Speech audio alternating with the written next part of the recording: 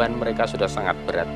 Lahir tuli, tidak bisa mendengar, orang memandang sinis ke mereka itu sudah terlalu berat, jangan ditambah lagi dengan hal-hal yang sangat memberatkan bagi mereka.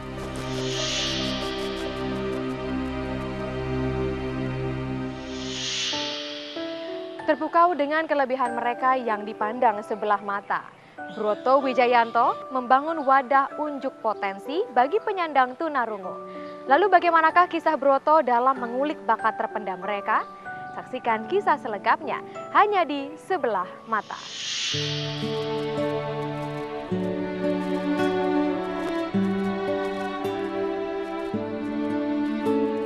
Suara, bunyi, hingga alunan nada adalah salah satu keindahan anugerah Tuhan. Namun tak semua manusia bisa mendengar dengan sempurna. Mereka, penyandang tunarungu, tak bisa menikmati suara yang tersaji. Lantaran memiliki kekurangan, pandangan sebelah mata pun kerap datang di kehidupan mereka. Di tengah kondisi terpinggirkan, sebuah komunitas menaruh peduli besar pada mereka, kaum tunarungu. Deaf Art Community atau Komunitas Seni Tuli Yogyakarta bertempat di Jalan Langenarjan Lor 3 Penambahan Keraton Kota Yogyakarta di Aceh setiap harinya ramai dengan kehadiran para remaja penyandang tunarungu. Focusing dari organisasi atau komunitas Deaf Art Community ini adalah pengembangan seni kemampuan dari anak-anak tuli atau orang sering menyebutnya tunarungu. Jadi kita fokus di situ. Di Aceh didirikan sekitar tahun 2004. Broto, sang pendiri yang akrab disapa Babe, memiliki kedekatan dengan para sahabat tunarungu. Kedekatan ini bermula dari keterlibatannya dalam sebuah pentas seni mahasiswa Universitas Gajah Mada Yogyakarta, di mana pentas tersebut didukung oleh para penyandang tunarungu.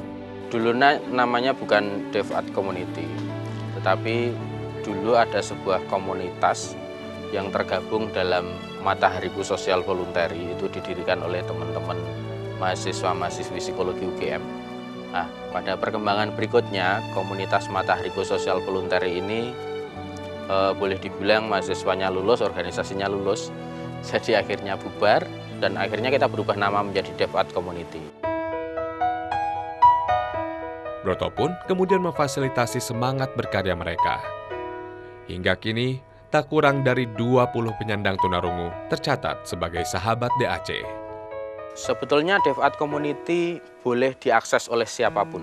Keanggotaan Deaf Art Community ini kalau saya bilang keanggotaannya terbuka. Siapapun asal tuli boleh menjadi anggota Deaf Art Community. Dan tidak melulu tuli, siapapun yang kepengen berkecimpung, siapapun yang kepengen berinteraksi dengan teman tuli, ingin berkarya dengan teman tuli, silahkan datang. Namun demikian, bertambahnya keanggotaan dan beragamnya program di DAC sekarang ini tak lepas dari perjuangan yang telah dilakukan Broto. Program-program yang dibikin di Deaf Art Community itu semuanya datang dari anak-anak tuli yang tergabung di Deaf Art Community. Jadi memang di titik awalnya kita memang seni pertunjukan. Apapun, mereka pengen apa, teman-teman yang normal dalam tanda kutip ini, itu berusaha memfasilitasi mereka kepengen apa, menggembleng kemampuannya. Aku pengen tari, oke kita latihan tari bersama. Aku pengen bermain musik, oke kita latihan musik bersama. Dan perkembangannya memang tidak melulu di seni. Di mata pria kelahiran Demak 22 Februari 1976 ini, para remaja tunarungu sangat luar biasa. Meski tak bisa mendengar dan berbicara, mereka tak pernah kehabisan ide dan gagasan. Makanya saya selalu bilang pada anak-anak semuanya, jangan takut bermimpi. Tuhan itu maha mendengar. Maka suatu saat mimpimu itu akan terkabul kalau kamu memang betul-betul memiliki semangat yang luar biasa untuk mewujudkan mimpi itu. Aneka kerajinan tangan ini adalah hasil kreasi para penyandang tunarungu. Di ruang serbaguna ini, para tunarungu yang memiliki keahlian melukis, mendesain, dan menjahit mengaplikasikan keahlian yang mereka miliki. Dalam keseharian, tak ada perbedaan mencolok antara remaja normal dan penyandang tunarungu. Mereka sama-sama mengenyam dunia pendidikan dan menjalani sederet aktivitas lainnya. Yang mereka butuhkan rasa penerimaan, itu yang yang saya rasakan sekarang. Maksudnya begini, bukannya mereka tidak diterima lahir di dunia bersama dengan keluarga yang hebat menurut saya, tetapi akhirnya tidak banyak orang yang mau berpikir dan mau peduli bahwa teman tuli itu harus disamakan dengan yang lain.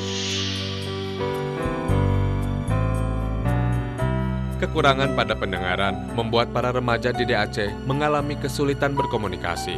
Karena itu, mereka perlu mendapatkan bimbingan atau latihan kegiatan seperti anak normal yang lain. Begitu saya kenal dengan mereka, saya betul-betul menghargai telinga saya. Nah, bentuk penghargaan saya ini, saya wujudkan dengan memberikan informasi yang saya tahu dan saya dengar kepada mereka. DAC pun menjadi wadah untuk menumpahkan kreativitas yang selama ini terpendam. Tujuan akhirnya mereka menemukan kepribadian, mengenal lingkungan, dan bisa merencanakan masa depannya. Mereka tuh orang hebat kalau menurut saya. Sebenarnya kan kita manusia itu sama, diciptakan sama, cuma mereka berbedanya adalah mereka punya kelebihan di lain, sedangkan kekurangannya sangat terlihat.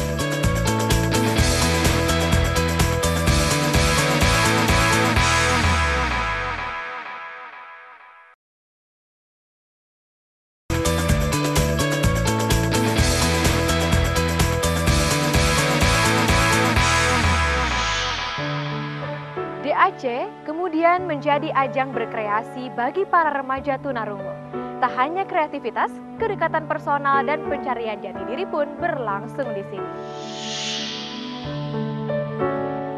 Remaja Deaf Art Community sudah menganggap DAC sebagai rumah kedua mereka. Keramahan Broto serta karakternya yang humoris dan hangat membuat mereka betah berlama-lama untuk berada di sana. Para relawan pun juga merangkul mereka dengan segenap kepedulian. Setiap orang kan punya kapasitas ya Mbak ya, maksudnya selebar apapun tangan kita dan sekecil apapun pasir itu kita nggak akan pernah bisa menggenggam semua pasir. Jadi apapun yang bisa aku lakukan, apapun yang bisa aku kasih, akan aku kasih dan akan aku lakukan.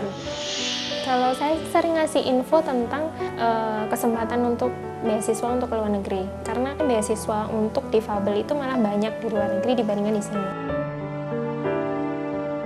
Berbaur setiap hari dengan para remaja tunarungu membuat para relawan menjadi lebih memahami kehidupan mereka.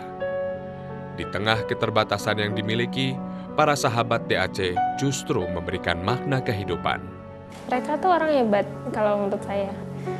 Sebenarnya kan kita manusia itu sama, diciptakan sama, cuma mereka berbedanya adalah mereka punya kelebihan di lain, sedangkan kekurangannya sangat terlihat. Deaf Art Community itu luar biasa ya, dari situ aku bisa belajar banyak udah macam-macam, aku lebih bisa menerima diriku seperti apa dan bisa lebih mensyukuri setiap waktu yang Tuhan kasih untuk aku. Saya juga di sini dikenalkan dengan namanya keajaiban yang namanya mimpi, sehingga banyak mimpi dari teman-teman itu terwujud dan itu benar-benar nyata. Gita tak pernah habis kagum pada remaja-remaja tunarungu DAC. Bagi Gita, kekurangan yang sering dilecehkan banyak orang kini justru menjadi kekuatan besar para remaja itu. Dari mereka aku bisa mengenal Tuhanku siapa dan apa sih yang kita cari di dunia ini selain ketenangan, selain penerimaan diri, dan dari mereka aku bisa menerima diriku seperti ini, kondisiku, dan dari mereka pun aku belajar untuk nggak ngeluh. Seiring berjalannya waktu, hubungan yang terjalin antara para relawan dengan remaja tunarungu semakin erat. Saling menceritakan seputar masalah kehidupan menjadi keseharian interaksi mereka. Mereka sering curhat ke aku, kadang permasalahan keluarga, tapi lebih sering sih lebih ke permasalahan sekolah mereka. Jadi yang sering mereka alami itu kayak diskriminasi atau kesulitan-kesulitan mereka di sekolah, masalah-masalah guru yang lupa kalau mereka adalah seorang tuli, kayak gitu. Selebihnya sih masalah biasa, masalah pertemanan atau masalah orang tua dengan anaknya, kayak gitu. Kalau yang aneh tuh ketika ini cerita tentang pacar misalnya, nah itu pasti deh, itu pasti lucu, maksudnya bukan dalam artian lucu gimana ya, ternyata mereka juga punya dunia yang sama dengan kita gitu. Penuh semangat, itulah yang tergambar pada keseharian DAC Nyaris tak ada tunarungu yang menyendiri. Mereka terlihat selalu sibuk berinteraksi baik dengan relawan maupun sesama mereka. Bagi Fani, Nisa, dan Apit, berada di DAC adalah seperti mendapatkan sebuah hadiah indah. Di DAC, mereka lebih bisa mengekspresikan diri. Mereka bisa berlatih sejumlah keterampilan yang bisa membuat mereka lebih percaya diri dan berarti. Mereka berharap tak ada lagi perlakuan berbeda untuk mereka.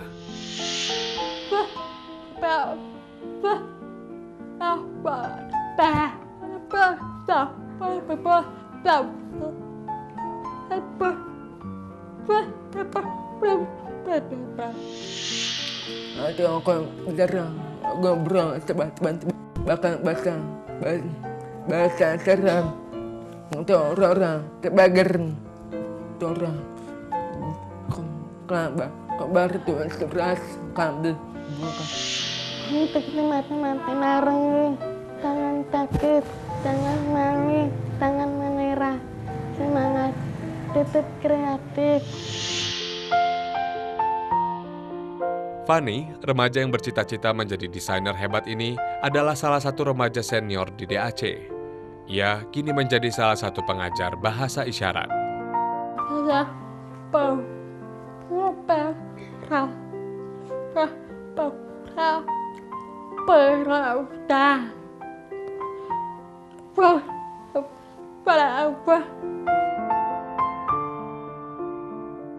Sepenuhnya Fani sadar dirinya berbeda dengan kebanyakan remaja lainnya. Namun demikian, ia tak ingin perbedaan tersebut membuatnya dipandang sebelah mata. Jadi beberapa ide yang muncul itu selain kadang dari pemikiran mereka, juga dari mereka melihat.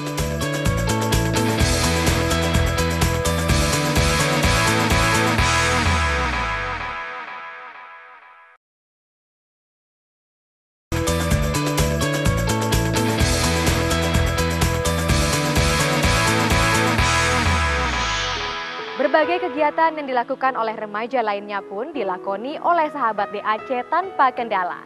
Dengan penuh semangat, mereka menikmati segudang aktivitas meskipun tak dapat mendengar. Sore ini markas lama DAC yang terletak tak jauh dari markas utama terlihat lebih ramai dari biasanya. Beberapa remaja anggota DAC tampak sudah terlihat berdatangan untuk berlatih capoeira. Kali ini mereka dibantu oleh Andi dan teman-temannya. Jadi beberapa ide yang muncul itu selain kadang dari pemikiran mereka, juga dari mereka melihat. Nah, berikutnya akan ada kelas capoeira.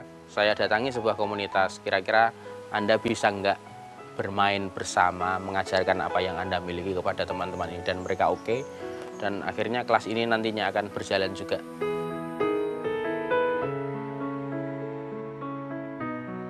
Selama berlatih, antusiasme dan semangat mereka seakan tak pernah habis.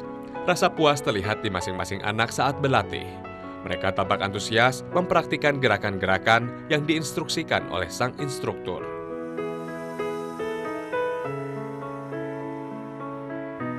Di samping sibuk dengan kegiatan baru berlatih capoeira, anak-anak DAC hari ini juga sibuk menjalani latihan freestyle hip-hop. Freestyle hip-hop ini pun sudah berkali-kali mereka pentaskan. Devat Community ada anak yang sudah pentas sampai di Swiss. Saya sendiri sampai sekarang belum pernah ke luar negeri. Dan anak-anak bisa sampai di sana. Dan itu membuktikan ketika kita mau menerima mereka apa adanya dan kemudian mereka yakin, oh aku sama juga dengan yang lain, aku memiliki kemampuan yang bisa diunggulkan dengan yang lain, maka itu akan bisa dilakukan.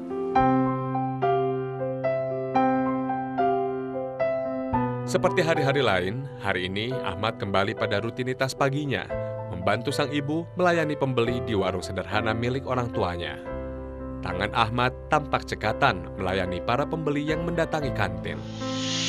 Ya, kalau dulu waktu kecil itu dia tuh sekolah di TK itu nggak mau ditinggal, tungguin saya sampai di kelas. Tak hanya di kantin, Ahmad terbiasa menjadi remaja mandiri. Kesibukan rumah pun ia tangani sendiri. Waktu kelas 5 itu udah mandiri dia. Sampai sekarang dia mandiri. Ahmad adalah salah seorang remaja tunarungu yang aktif bergabung di DAC. Hampir setiap hari, ia selalu berkunjung ke DAC untuk sekedar berbagi. Meski memiliki ketidaksempurnaan dalam pendengaran, bukan berarti Ahmad tak bisa unjuk kelebihan. Goresan indah tangan Ahmad yang menghiasi kamarnya menjadi bukti kelebihannya. Ahmad TK, SD, SMP-nya di SLB. SR, lalu sekarang kuliah di ISI. Di ISI ambil jurusan lukis juga.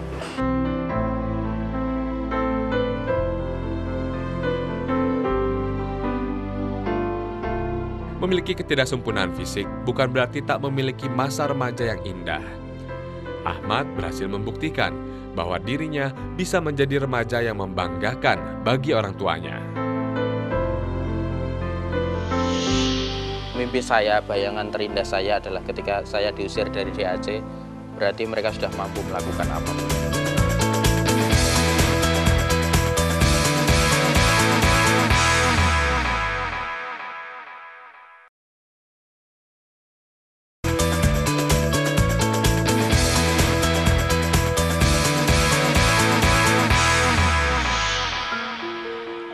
Orang tua sahabat DAC merasakan perubahan positif sejak anak mereka bergabung.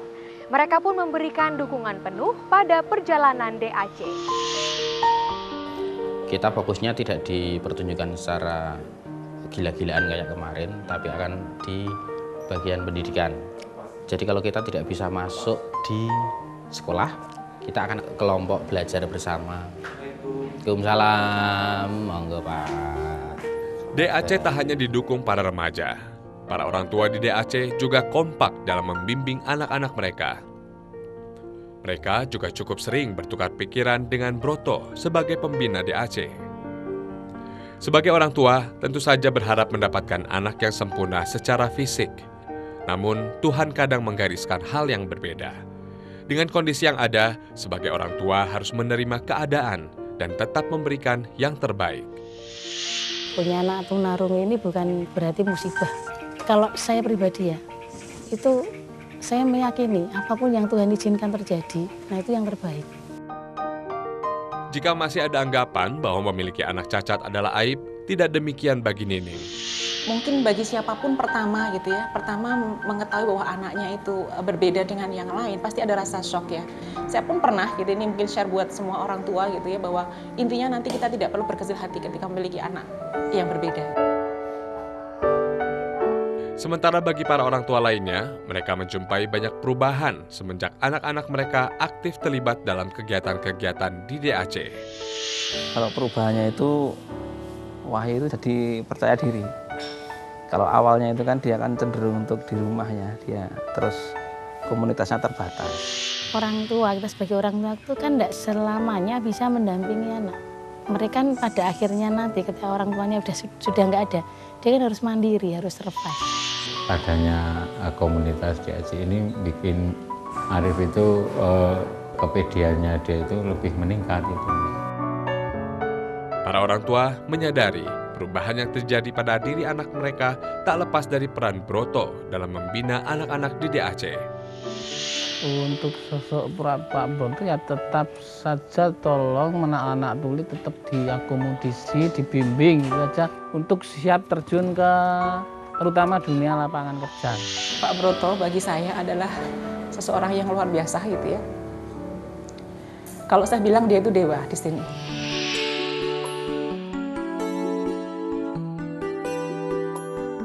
Hari ini beberapa remaja DAC akan pentas di acara puncak Hari Kemerdekaan Republik Indonesia. Menjelang sore, semua remaja pendukung acara sudah datang untuk berlatih.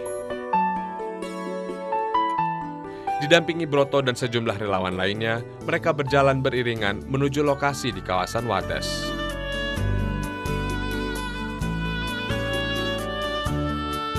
Setelah setengah jam menempuh perjalanan, rombongan pun tiba di rumah Wahyu, salah satu anak didik DAC yang mengundang mereka untuk tampil di pentas. Sejak beristirahat, rombongan pun kemudian menuju ke lokasi acara. Meski tidak bisa mendengar riuh penonton dan keramaian acara, para remaja tunarungu tak kehilangan semangat. Dengan sabar, mereka menunggu giliran pentas.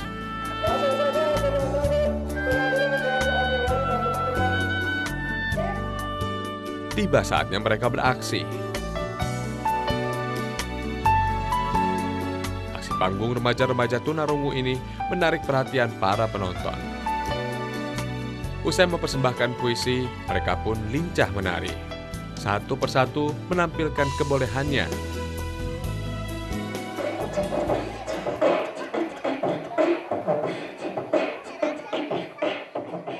Minimal setiap kali kita pentas, kita ditonton oleh 100 orang minimal.